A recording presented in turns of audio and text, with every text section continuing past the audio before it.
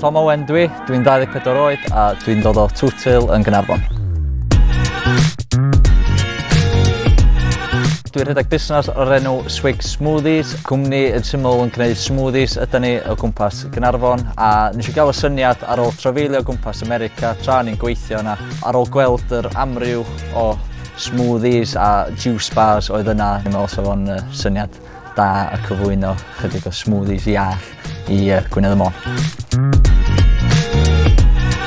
Dwi eisiau gwneud hyn yn Gwynedd y Môn oherwydd bod yna gap yn y farchnad a bod yn gyfle i fi allu llwyddo. Mae gael cymorth gan pethau fel Menter Môn yn help mawr iddo fi a dwi'n gweld rheswm i fi trio datblygu busnes yn rôl arall.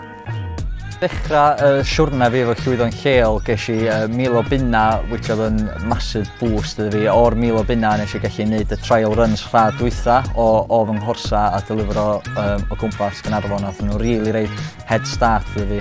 Nes i symud ymlaen i rhan arall i llwyddo'n lleol, sef amser i fentro. A be oedd amser i fentro yn syml oedd bod llwyddo'n lleol yn talu fi i gael 1 diwrnod off fy ngwaith llawn amser. Mae wedi reid cyfle i fi gallu datblygu'r busnes yn union fel dwi eisiau fo.